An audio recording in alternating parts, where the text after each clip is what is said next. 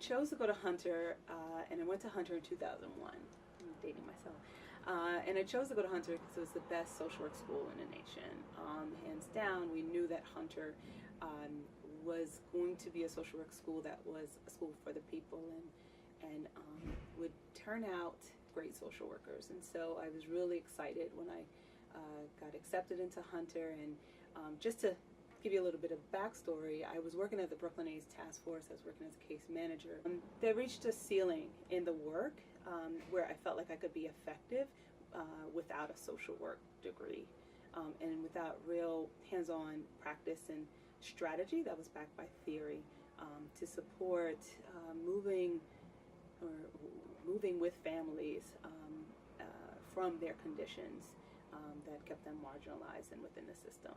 You know, being at Hunter really taught me both the aspects of understanding, like, you know, social worker and being with people where people are at, and understanding individuals and working around healing with individuals, but also understanding like macro practice and understanding that what we need to do is order support systems and transform systems if we're really going to improve the individual lives of people and communities. Right.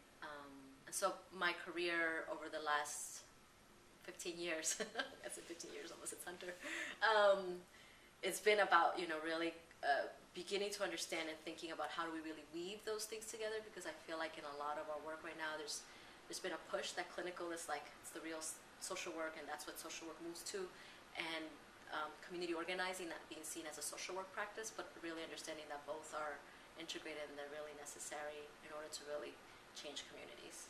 I'm the founder and executive director of Girls for Gender Equity. Girls for Gender Equity is really committed to the optimal development of girls and women, and so we focus on developing the leadership skills and advocacy skills of youth and center the experiences of youth of color. We also provide after-school programming and direct service to middle school students and high school students. This is a new and emerging organization that was started by myself and a colleague, Susie Losada.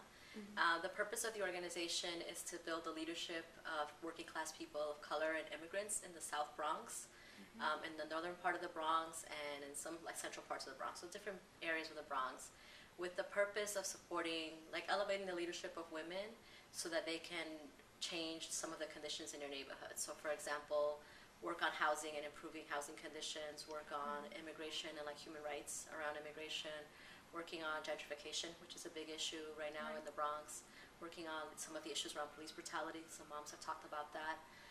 So, you know, some of the basic organizing around really transforming conditions and really supporting people so that they can be at the forefront of making those changes. I work with the board to develop our organization development strategies and theory of change as an organization. I also work with national activists and educators and scholars around national campaigns, from ending gender-based violence and developing a network and a decentralized system to do that, to working on campaigns to have gender inclusion within President's initiative, My Brother's Keeper. We also, inform policy, meet with local politicians, do workshops. I travel nationally and do preventive workshops, intergenerational workshops, where organizations that are learning about prevention and youth development want to learn strategies on how to work with young people and best practices around addressing gender-based violence from a preventive standpoint. And so I do those workshops and much more. Systems and what happens in conditions shape people, right? It's an understanding that an individual is it's formed or shaped by their family, right? So an understanding of family, so we do that in human behavior, but it's also shaped by institutions, right? Education system, the news, the media, their different communities that they're part of, is also shaped by systems, different larger systems, so like racism that exists in society, sexism that exists in society, patriarchy, and your environment, right? Like, so like I think if we're, as a student of social work, is really looking at like that there are many different layers that help create this one individual. And if a person is really committed to supporting an individual, you can't ignore what's happening around that individual, because that person cannot change without like their community changing and society as a whole changing, right? Like both are they're like connected to each other. And it's the same thing, right? Like I don't really think society can change if individuals don't change. So if a social worker is about committing to really supporting and improving people's lives, there's no way that that's going to happen unless we really focus on also looking at the broader systems Right. that exist outside of a person's life.